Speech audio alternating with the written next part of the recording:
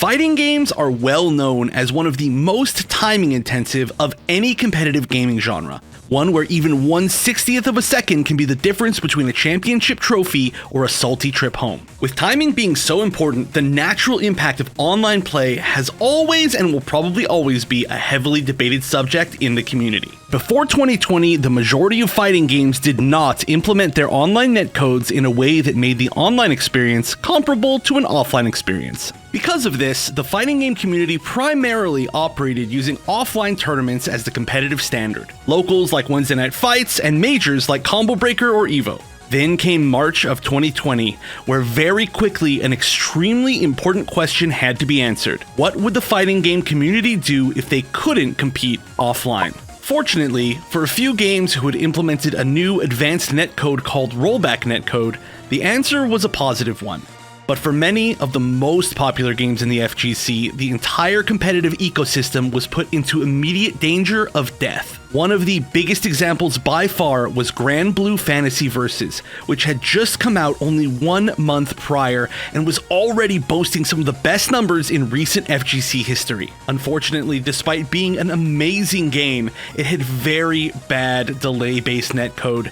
Within 1 month, it went from one of the most popular fighting games to struggling to keep a player base at all. Luckily, things would soon turn around as some of the very crafty FGC members realized that there was a program called Parsec, primarily used to remote control other desktop PCs, similar to programs such as TeamViewer, but specializing in extremely low latency using technology similar to rollback netcode. Players started renting out virtual PCs with whichever game they wanted to play.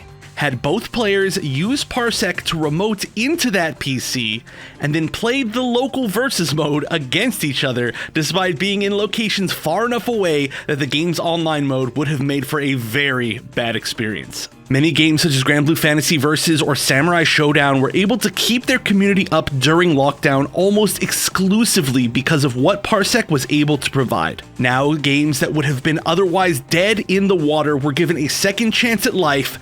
Sometimes, even much older games that didn't have online modes were now able to have competition across the globe. This extra life allowed communities like Grand Blue Fantasy Versus to retain enough players that once offline events returned, it was able to become a main game at the EVO World Championships. Even in 2023, Parsec is still being used for games with not so great netcode. Maximilian Dude and Twitch ran UMVC3 Lives, a 32-player invitational Twitch Rivals event for Ultimate Marvel vs. Capcom 3, an event very well received by the entire fighting game community. The impact of Parsec and the few fighting games with good rollback netcode during the COVID lockdown changed the landscape of the FGC forever, as now every major developer in the genre realized just how important good online play was. Arc System Works released Guilty Gear Strive in 2021 as the very first Guilty Gear with rollback netcode, in addition to updating many of its old games with official rollback netcode, including BlazBlue Central Fiction, BlazBlue Cross Tag Battle, Guilty Gear Accent Core Plus R, Persona 4 Arena, and more. SNK released King of Fighters 15 with rollback netcode in 2022 as the very first King of Fighters game with rollback netcode, and added rollback to some of their older games like King of Fighters 98 and King of Fighters 2002. French Bread released Melty Blood Type Lumina in 2021, the first game by that developer to have rollback netcode, and their next title, Under Night In-Birth 2, has been announced to be the first of its series to have it as well. And while Capcom had already used rollback netcode in Street Fighter V, it was infamously a not so great implementation of it. So for the release of Street Fighter VI in 2023, they made a point of improving the netcode to become one of the best in any fighting game of history. Dragon Ball FighterZ announced that they are patching the game to have rollback netcode, and the community has been waiting a while.